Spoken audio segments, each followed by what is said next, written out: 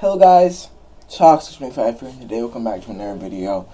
And honestly, I'm out of it, guys. I'm honestly out of it.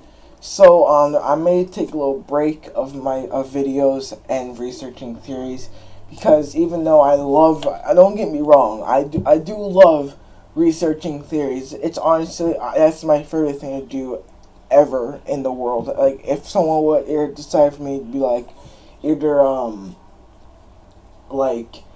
go and pet a dog or something, or make a theory about a dog, I would most likely pick a theory, because I just love making the theories. It just takes a lot of brain power.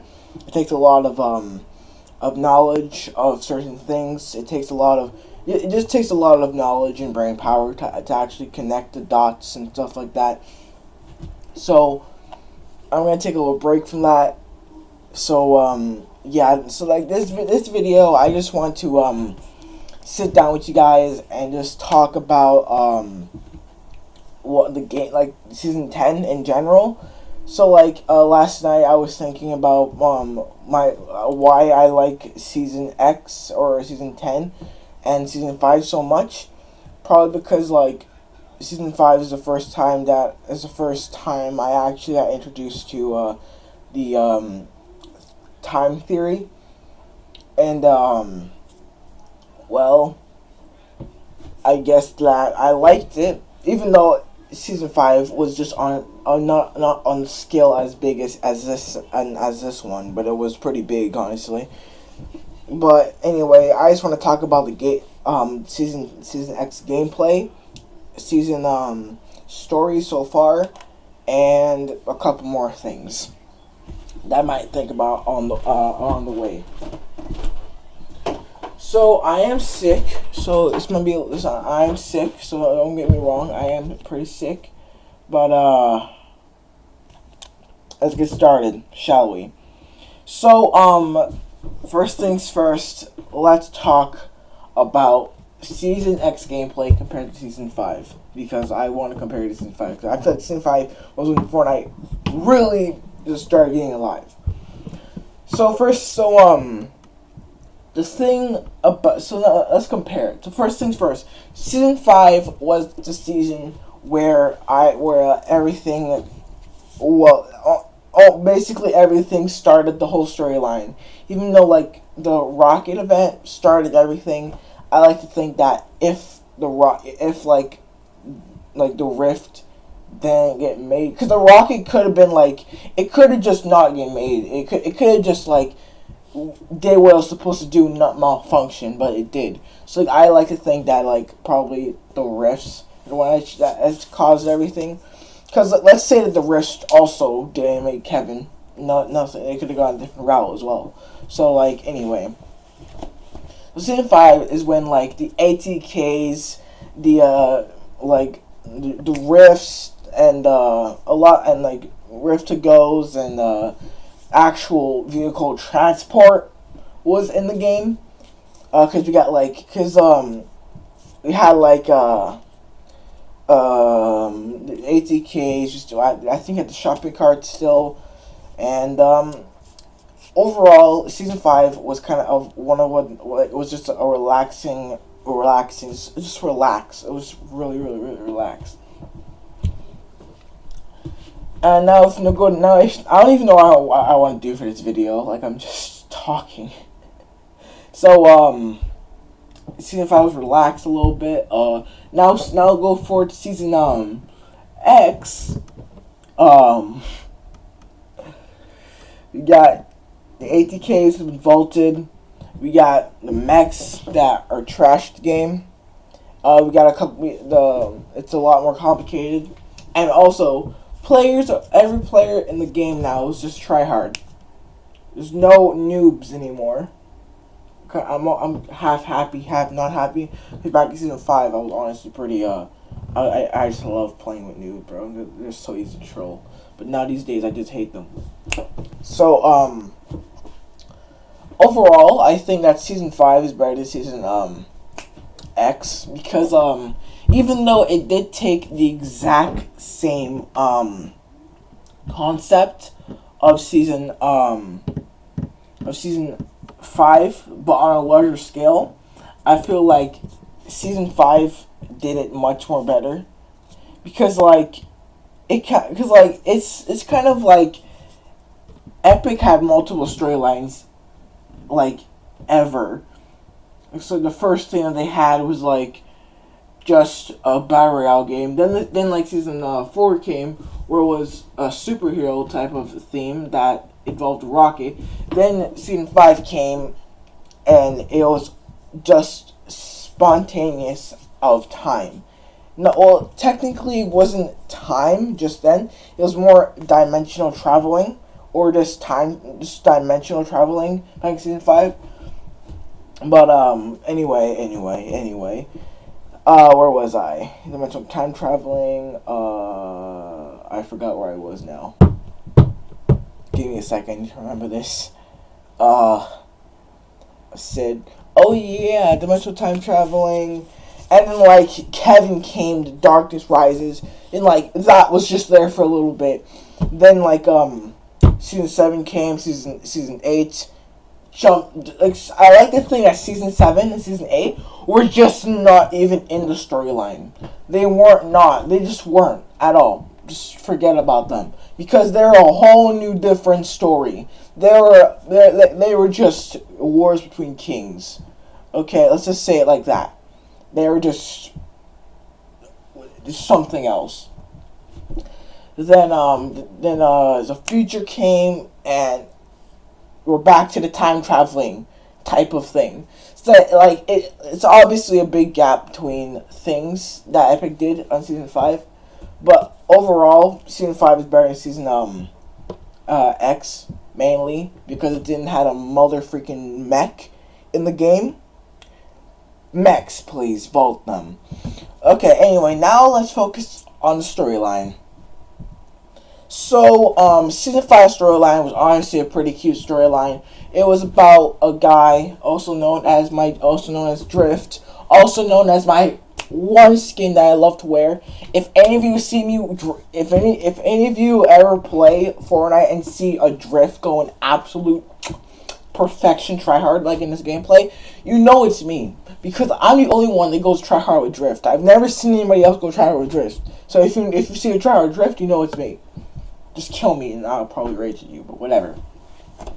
So season 5 storyline was about Bright Bomber, Rex, and Cuddle Team, and also Drift going on a road trip to Lazy Links, Paradise Pond by the pool, and yeah, pretty much. It's a very nice storyline. Now, so far for season X, we got first week we got a glimpse into one dimension that I had a theory for that, but I just never posted it.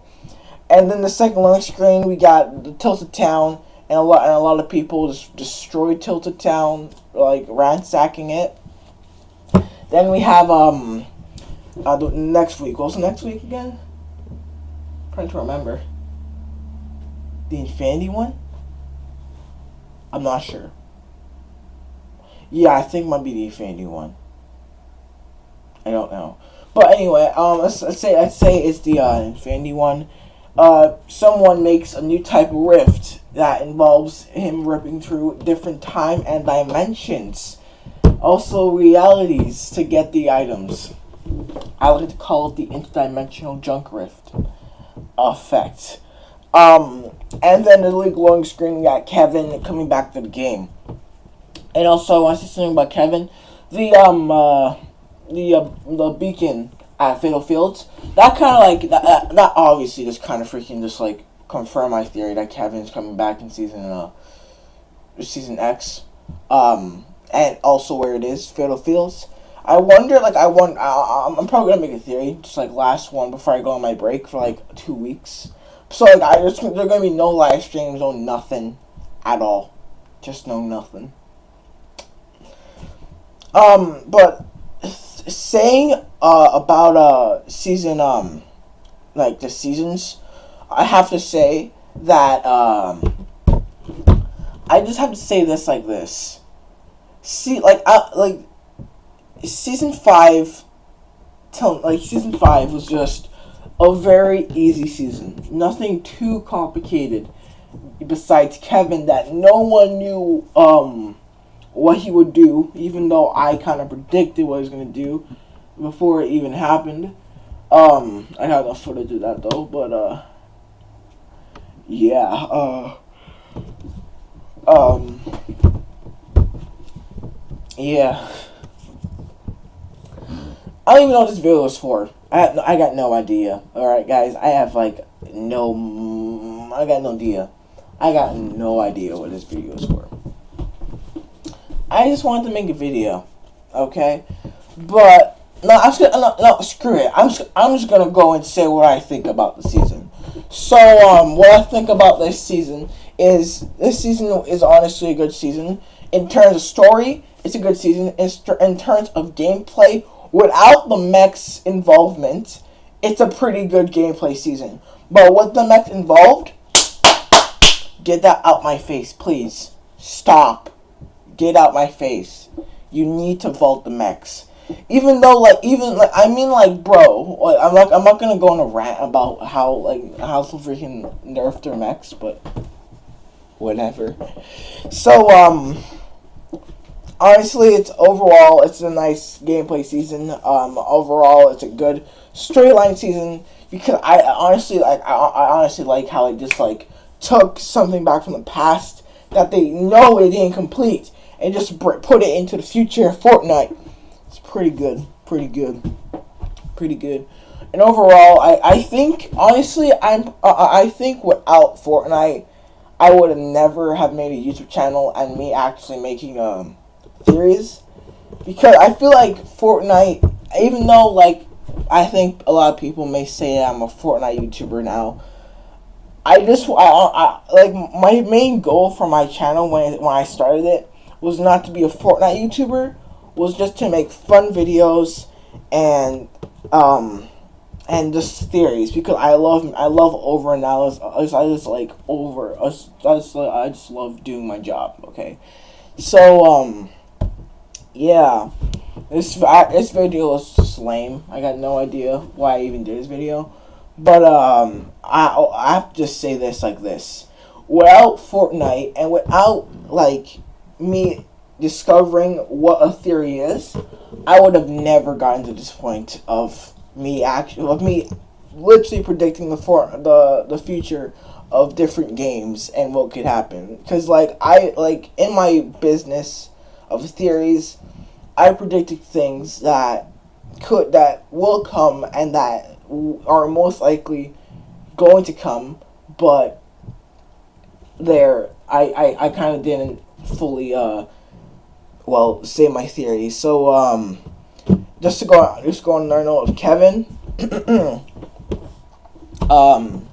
Honestly, I think that Kevin's gonna come back and just redo his old little thing, but most likely he'll get more overpowered, because remember, because I know in the files there's been a red type of tornado that's came to the thing. That could just be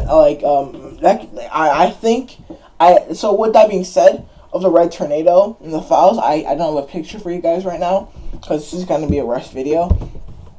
I'm pretty sure that I think that that proves my theory that when I said in my last video that Kevin is not our Kevin that's from the past. It's a different type of Kevin.